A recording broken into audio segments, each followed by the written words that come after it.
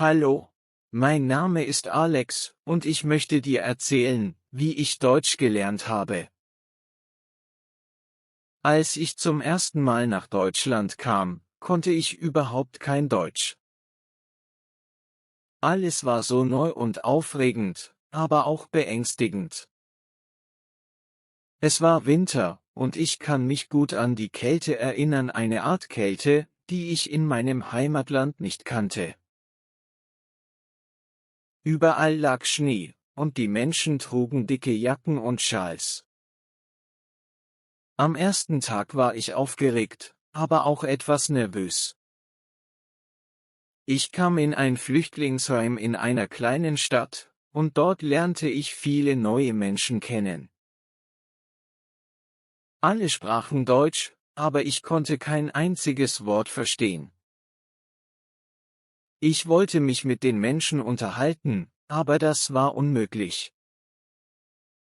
Ich wusste, dass ich schnell Deutsch lernen musste, um in diesem neuen Land leben zu können. Von diesem Moment an wusste ich, dass ich hart arbeiten würde, um die Sprache zu lernen. Nach ein paar Wochen im Flüchtlingsheim bekam ich einen Platz in einem Deutschkurs. Ich war sehr dankbar und freute mich darauf, endlich die Sprache zu lernen. Mein erster Tag im Deutschkurs war spannend. Unsere Lehrerin, Frau Müller, begrüßte uns freundlich und sagte: Hier könnt ihr Fehler machen, so viel ihr wollt. Fehler sind wichtig, um zu lernen.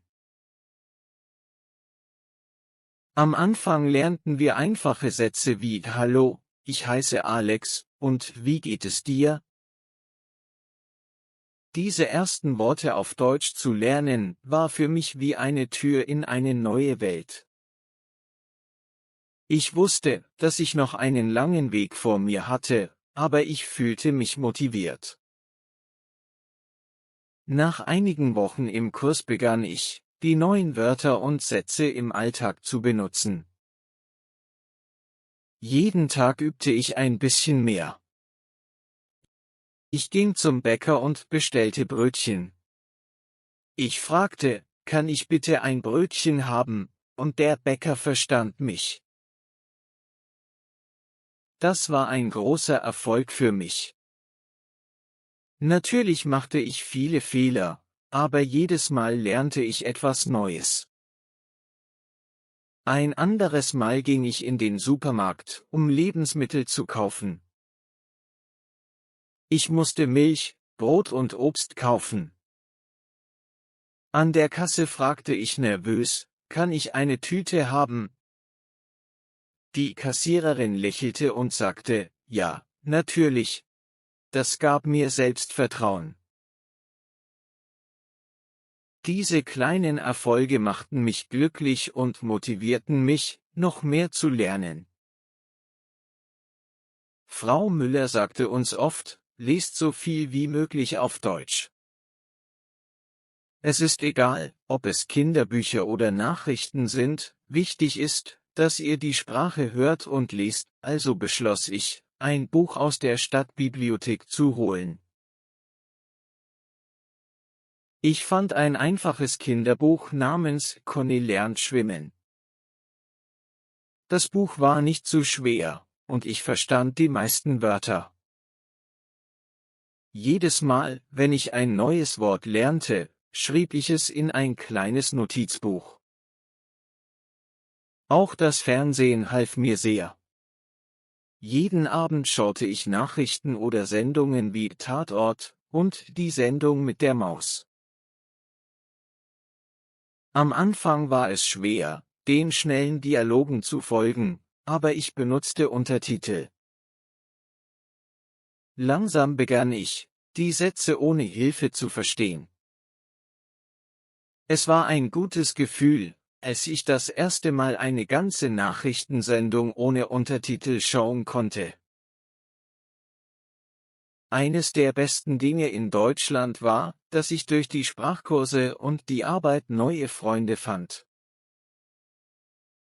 Einige meiner Mitschüler im Deutschkurs waren auch neu in Deutschland, und wir halfen uns gegenseitig, Deutsch zu lernen. Oft gingen wir nach dem Unterricht zusammen Kaffee trinken und sprachen über unsere Länder und unsere Erfahrungen in Deutschland. Diese Gespräche halfen mir nicht nur, meine Sprachkenntnisse zu verbessern, sondern auch, neue Freundschaften zu schließen.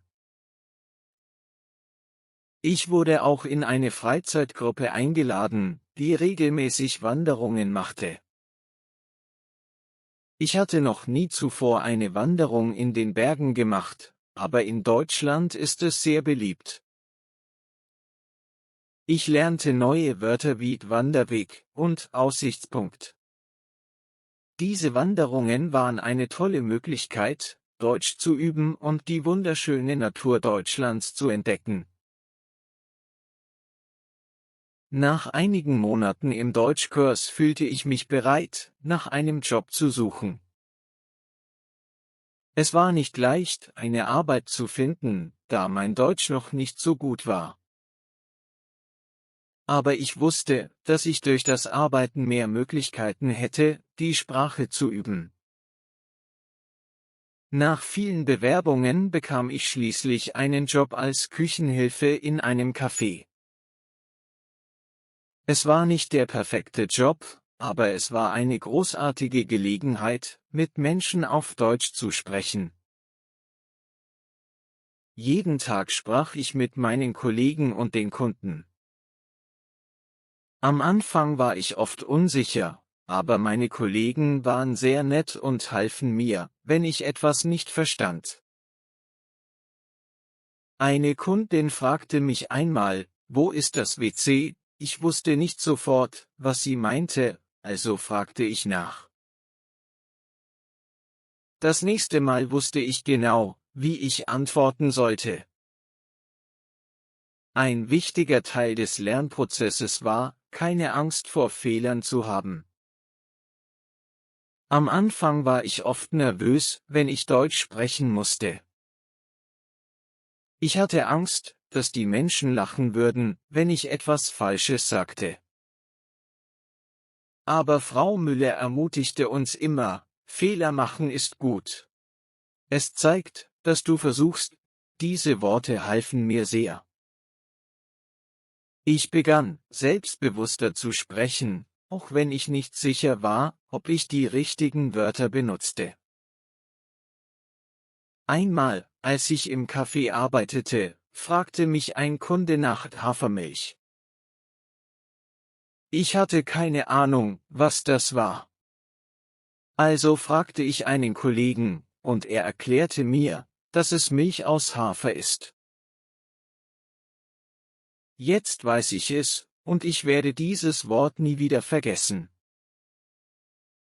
Eines der schwierigsten Dinge beim Deutschlernen war für mich die Aussprache. Einige deutsche Laute sind in meiner Muttersprache sehr anders, und ich hatte Schwierigkeiten, sie richtig auszusprechen. Frau Müller zeigte uns eine Technik, die Schattentechnik heißt. Dabei hörst du dir eine Aufnahme an und sprichst gleichzeitig mit, als ob du ein Schatten des Sprechers bist. Ich begann, diese Technik zu Hause zu üben. Jeden Abend hörte ich mir deutsche Podcasts oder Fernsehsendungen an und versuchte, die Wörter nachzusprechen. Am Anfang war es wirklich schwer, aber mit der Zeit wurde es leichter. Nach ein paar Wochen bemerkte ich, dass meine Aussprache besser wurde und ich die Wörter klarer aussprechen konnte. Natürlich war das Deutschlernen nicht immer einfach. Es gab Tage, an denen ich frustriert war, weil ich das Gefühl hatte, dass ich keine Fortschritte machte. Manchmal verstand ich in Gesprächen nur die Hälfte oder konnte mich nicht richtig ausdrücken. Aber ich wusste, dass das Teil des Lernprozesses war. Ein großer Fortschritt war, als ich anfing, deutsche Filme ohne Untertitel zu schauen. Ich erinnere mich, dass ich einmal den Film Goodbye Lenin sah und fast alles verstand. Es war ein großartiges Gefühl, zu merken, wie viel ich schon gelernt hatte. Das Deutschlernen half mir auch, die deutsche Kultur besser zu verstehen. Ich lernte, dass Deutsche sehr pünktlich sind und dass sie gerne klare Strukturen und Regeln haben. Es war interessant, diese kulturellen Unterschiede zu entdecken. Besonders faszinierend war es, die deutschen Feiertage zu erleben. Weihnachten in Deutschland ist besonders schön, mit den Weihnachtsmärkten, dem Glühwein und den festlichen Dekorationen. Ich lernte auch, wie wichtig der Karneval in einigen Teilen Deutschlands ist. Meine Kollegen im Café erzählten mir von den großen Umzügen und den bunten Kostümen. Es war spannend, diese neuen Traditionen kennenzulernen. Nach über einem Jahr harter Arbeit, vielen Fehlern und unzähligen Übungsstunden fühlte ich mich endlich wohl in der deutschen Sprache. Ich konnte mich fließend unterhalten, Bücher lesen und sogar deutsche Witze verstehen. Der größte Erfolg war, als ich einen festen Job in einem deutschen Unternehmen bekam. Jetzt konnte ich auf Deutsch arbeiten und kommunizieren, ohne nervös zu sein. Es war ein langer Weg, aber es hat sich gelohnt. Ich war stolz auf das, was ich erreicht hatte, und wusste, dass ich immer noch mehr lernen würde. Aber das Wichtigste war, dass ich mich nun als Teil der deutschen Gesellschaft fühlte. Deutsch zu lernen war für mich eine lange und oft schwierige Reise, aber es war auch eine der lohnendsten Erfahrungen meines Lebens. Mit Geduld, täglichem Üben und der Bereitschaft, Fehler zu machen, kann jeder die Sprache lernen. Wenn ich es schaffen kann, dann kannst du es auch. Denke daran, lies Bücher, höre deutsche Musik und schaue deutsches Fernsehen, sprich mit den Menschen um dich herum und nutze jede Gelegenheit, Deutsch zu üben. Viel Erfolg auf deiner eigenen Reise, Deutsch zu lernen, du schaffst das.